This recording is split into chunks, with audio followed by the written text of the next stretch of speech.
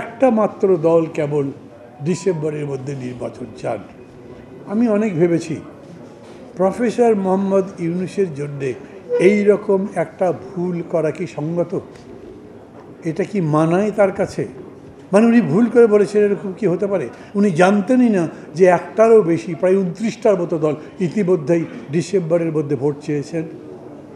এই ভুল তো তার হবার কথা নয়। উনি কোনো ব্যাখ্যা দেননি এবং ডক্টর মোহাম্মদ ইউনূস কোনো জবাবদিহি করেন না। এমনকি সামনাসামনিও যখন কথা বলবেন তখন তার কাছে কোনো প্রশ্ন চাইলে আমি দেখেছি প্রায় অধিকাংশ ক্ষেত্রে উনি প্রশ্নের জবাব দেন না, হয় খুবই মিষ্টি একটা হাসি দিয়ে বিদায় করে দেন অথবা কোনো কথাই বলেন না।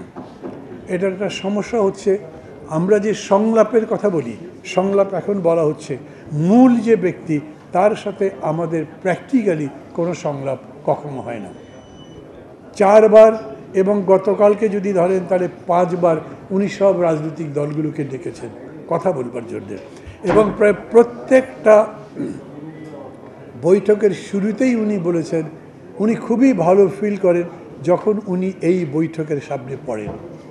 যখন তার মধ্যে হতাশা থাকে, যখন তার মধ্যে দুশ্চিন্তা থাকে, সেগুলো সবই কাটিয়ে এই মানুষগুলোকে দেখলে, তাদের সাথে কথা বললে তার চিন্তার পরিবর্তন হয়, উনি বেশ আশাবাদী হয়ে ওঠেন। এরকমই যদি হয় তাহলে উনি যাদের সঙ্গে কথা বললেন তাদের সঙ্গে সংস্কার নিয়ে কথা বলেছেন, উনি তাদের সঙ্গে রাজনীতি নিয়ে কথা বলেছেন, আগামী দিনের গণতন্ত্র নির্বাচন নিয়ে, গণতন্ত্র সংগঠন নিয়ে কথা বলেছেন না, ইস্যুর ওপরে ডেকেছেন। সেই ইস্যু হতে পারে শেখ মুজিবের জন্মদিন, সেই ইস্যু হতে পারে সাম্প্রদায়িকতা, সেই ইস্যু হতে পারে আগরতলাতে আমাদের এমবাসিকে, আমাদের হাই কমিশনকে যেরকম করে তারা আক্রমণ করেছে, এই ধরনের ইস্যু। আবার আমি বলছি কেবল ইস্যু নিয়ে ডেকেছেন, কিন্তু বিষয় নিয়ে অর্থাৎ রাজনীতির প্রশ্রয়ে তিনি ডাকেন নেই। রাজনীতি যখন করছেন তখন না বুঝে তো করতে পারবেন না। রাজনীতি যখন পরিচালনা করছেন তখন পরিচালনা করবার মতো যথেষ্ট জ্ঞান আপনার মধ্যে না থাকলে আপনার নেতৃত্ব মানুষ শেষ পর্যন্ত মানবে না। আপনি যত বড় দল হন, যত বেশি শক্তি আপনার থাকুক, একটা ভুল নীতির উপরে রাজনীতি পরিচালনা করা যায় না। এই বিবেচনা থেকেই আমি বলতে চাই আমাদের সবারই এখন সতর্ক থাকা দরকার। চট্টগ্রাম পোর্ট নিয়ে আমি বড় কথা বলবো না, কেন এরকম পোর্ট ম্যানেজমেন্টের দায়িত্ব আমেরিকান অনেক পোর্টের জন্য ওরা দিয়েছে। সিঙ্গাপুর এত একটা পোর্ট সিটি, পোর্ট কান্ট্রি যেরকম করে বলেন, সেই দেশেরও বিখ্যাত সব পোর্ট বিদেশি কোম্পানিরা মেনটেন করে। আমাদের এখানকার সমস্যা হয়েছে যেই জায়গাতে এই স্টেশনটা হবে, অর্থাৎ যেখানে আপনি তাদেরকে দায়িত্ব দেবেন পোর্ট ম্যানেজ করবার জন্যে, সেটা একেবারেই যেটা আমরা সাবমেরিন বেস চাইনিজদের দিলাম তার এত কাছাকাছি হলো কেন?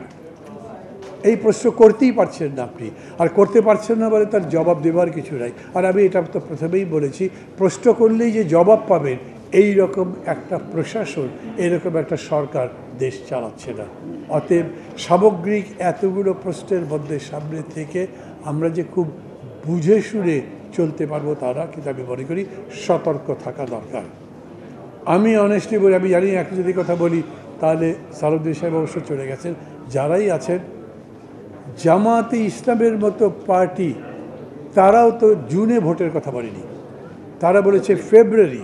তার মানে হচ্ছে যে যেরকম করে বলা হয়েছে মেজর পলিটিক্যাল পার্টি কেউই আপনার জুনের ভোটের কথা বলছে না। তাহলে জুনের মতো একটা প্রতিকূল আবহাওয়ার মধ্যে ভোট করবার কথা তারা বলছেন কেন?